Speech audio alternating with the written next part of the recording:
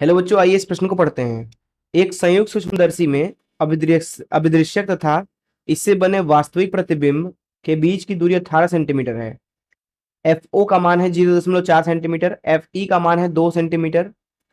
तो सूक्ष्मदर्शी की श्रांत नेत्र के लिए तथा अंतिम प्रतिबिंब स्पष्ट दृष्टि की न्यूनतम दूरी पर बनने के लिए आवर्धन क्षमता ज्ञात कीजिए। आइए इस प्रश्न के मुख्य अवधारणा की चर्चा करें।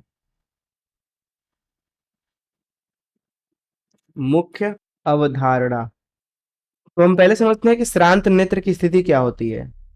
श्रांत नेत्र, श्रांत नेत्र मतलब अंग्रेजी में बोल सकते हैं रिलैक्स्ड आई, मतलब कि हमारी आंखें एकदम आराम से वस्तु को देख लें।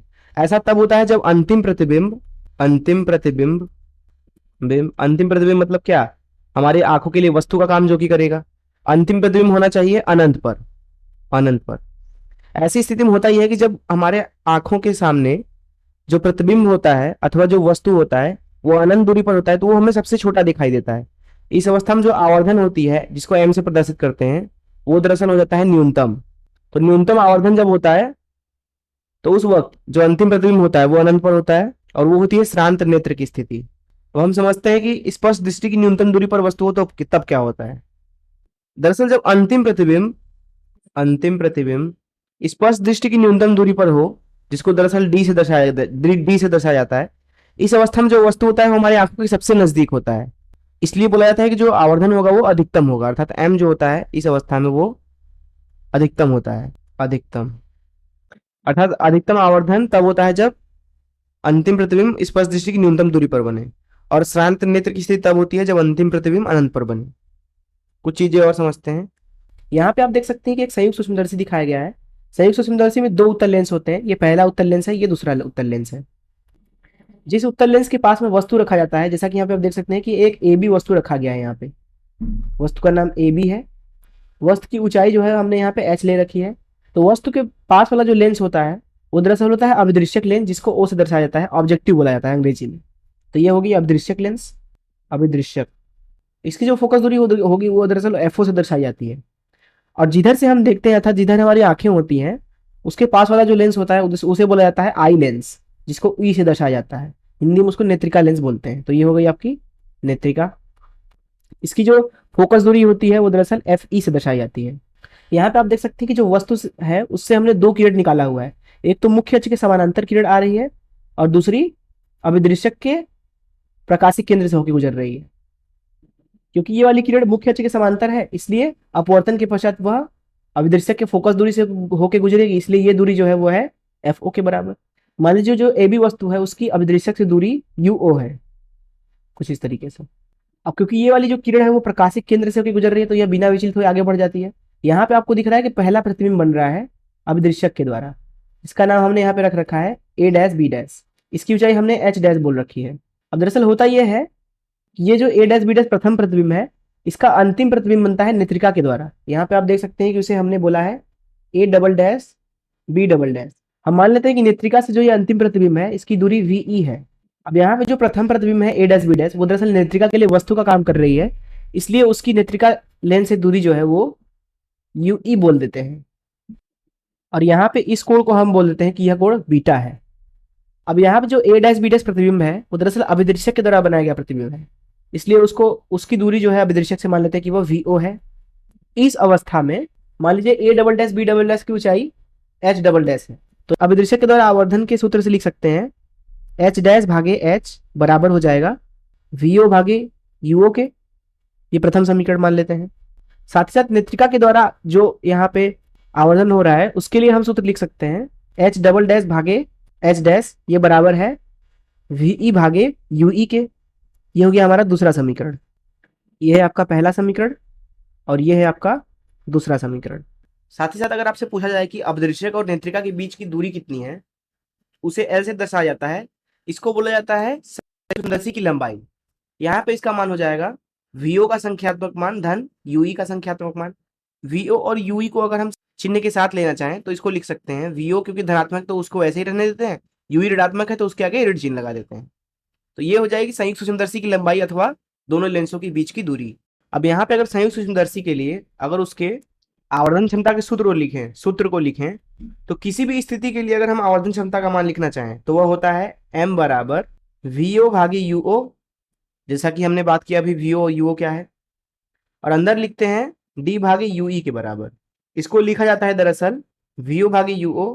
जब यहाँ पे हम नेत्रिका लेंस के ऊपर लेंस सूत्र का इस्तेमाल करते हैं तो मिलता है हमें ऋण 1/VE धन 1/FE, डी का गुणा बाहर होता है। ये हो गया किसी भी स्थिति के लिए, हम इसको बोल देते हैं पहला सूत्र। इसी सूत्र से दरअसल दो और सूत्र बनाए जाते हैं। दूसरे वाले सूत्र को हम बोल देते हैं जब हमारे पास में अधिकतम आवर्धन है। अधिकतम आवर्धन, दरअसल जब अधिकतम आवर्धन होता है तो m को लिखा जाता है m max, और इसका सूत्र होता है m max बराबर VO भागे UO 1 धन d भागे FE के बराबर। तथा दूसरा सूत्र है पहले वाले सूत्र से व्युत्पन्न किया गया, इसको हम तीसरा सूत्र बोल देते हैं नाम से। ये है न्यूनतम आवर्धन के लिए, न्यूनतम आवर्धन जो दिए गए संयुक्त सूक्ष्मदर्शी द्वारा हो सकता है कम से कम, जिसको m मीन बोला जाता है अर्थात न्यूनतम आवर्धन।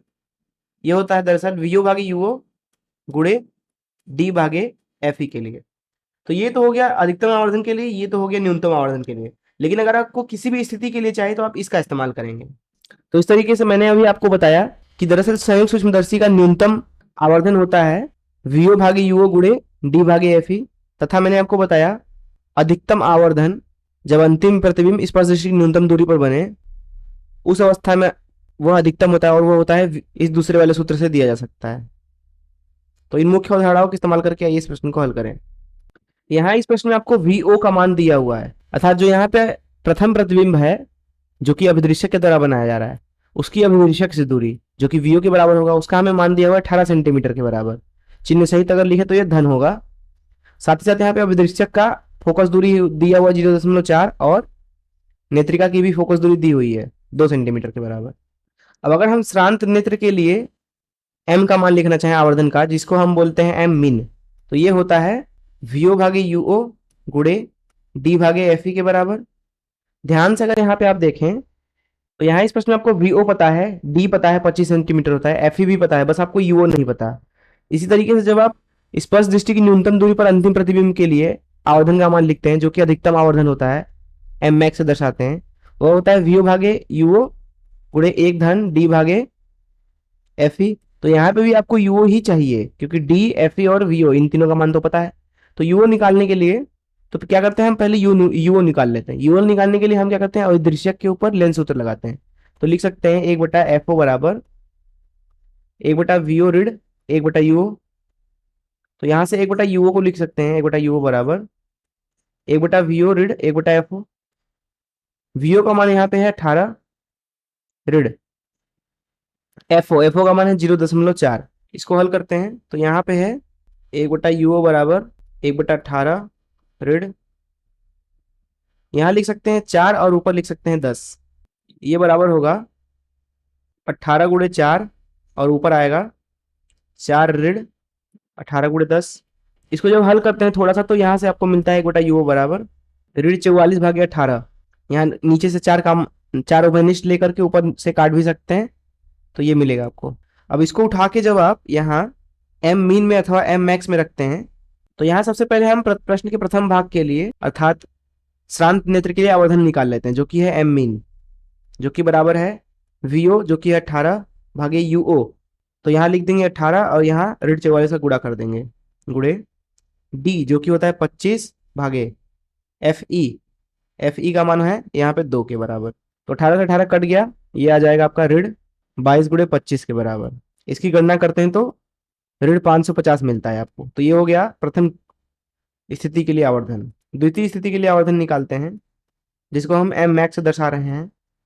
ये दरअसल बराबर है पुनः VO भागे UO, तो VO 18 है, UO पुनः ऋण 44 भागे 18, किंतु यहाँ पे आ जाएगा 1 धन 25 भागे 2 के बराबर।